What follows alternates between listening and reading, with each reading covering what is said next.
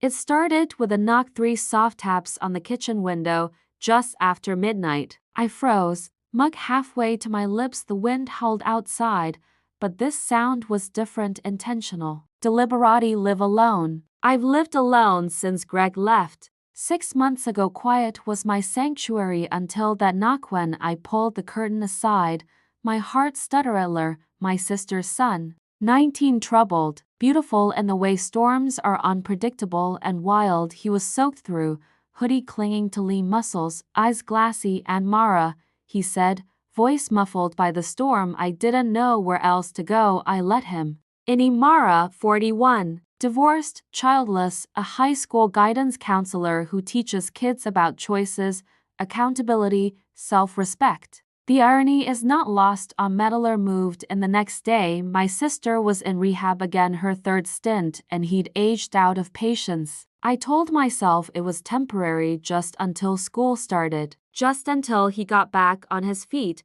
But Tyler didn't act like a guest. He moved through the house like he belonged, shirtless in the kitchen, music low, bedroom door ajar. He called me Mara instead of Aunt, his voice warm, knowing. He started doing the dishes, walking the dog, leaving flowers on my windowsill because they reminded me of you. I laughed it off, nervous, flattered, afraid. One night, I found him in the living room, asleep on the couch, a book I'd recommended resting on his chest. He looked so peaceful, his long lashes brushing flushed cheeks. Then I saw it, a photo album, open to a picture of me, younger, in a red dress. The way he was holding it, caressing it, I should have walked away. But I stood there, watching, wanting. I told myself it was maternal instinct. It wasn't. Days passed, lines blurred. He'd brush my arm a second too long, look at me like I was the only person who mattered. He made breakfast one morning, sliding a plate toward me with a wink. You need someone to take care of you for a change. It was wrong, but I didn't stop him. I didn't stop me. Then one night, lightning cut the sky in two. The power went out. I lit candles, the house filled with flickering shadows. I turned, and he was there, Tyler. His fingers traced the counter, deliberate, unsettling.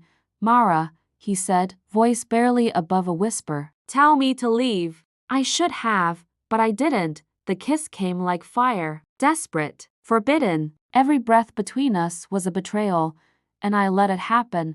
What followed was a blur of days stitched together with secrets, quiet nights filled with shame and choices. We couldn't speak aloud.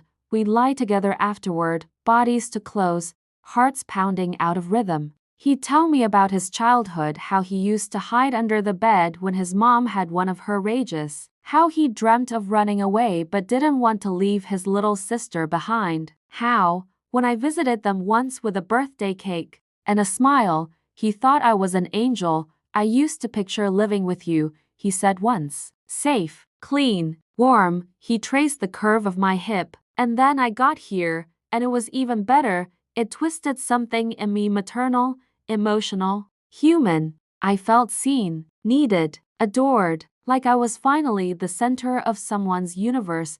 Then came the blood, bright red on the bathroom floor, sharp pain in my side. I collapsed. Cold tiles, blurred vision, hospital lights, cold metal. The doctor's voice. You were pregnant. We're sorry. I hadn't even known. Tyler sat beside me in the waiting room, his hand wrapped around mine like we were a couple. Like we were real. I would have been a good dad, he said. I couldn't speak, couldn't look at him. I asked him to leave that night. He didn't. He moved into my bed. I let him. We fell into a routine, one that looked normal from the outside. He went back to community college. I returned to school, my stomach empty but my body going through the motions. We played house, cooked dinners, took walks. Sometimes I'd catch his gaze and wonder if he knew he'd ruined me, or if I had ruined myself long before he knocked. But things started to fray. He grew possessive, jealous. If I stayed late at school, he'd call 5 times. He wanted to be my whole world, and I was losing pieces of myself to keep him happy.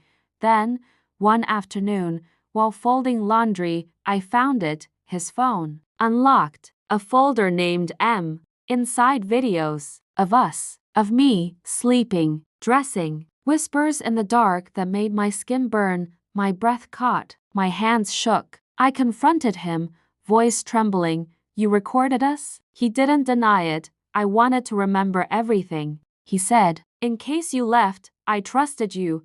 I whispered, I love you. I slapped him. The sound cracked through the room like thunder. I told him to leave. He didn't, until I screamed. I thought it was over. I thought I could breathe. Then he called my principal, told them I seduced him, that I preyed on him, sent screenshots of our texts, the video, select pieces, just enough to make it look like I'd groomed him.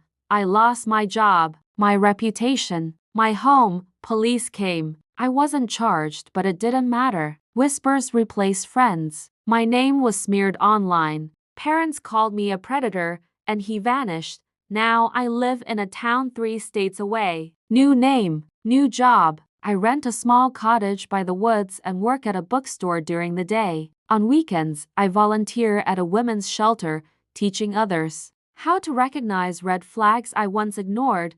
Sometimes I share pieces of my story. Never all, just enough to help. I keep journals now. Therapy helps. So does time. Every now and then, I see a hoodie in a crowd, hear a knock on glass, my heart skips, but I don't open the curtain, and I never will again.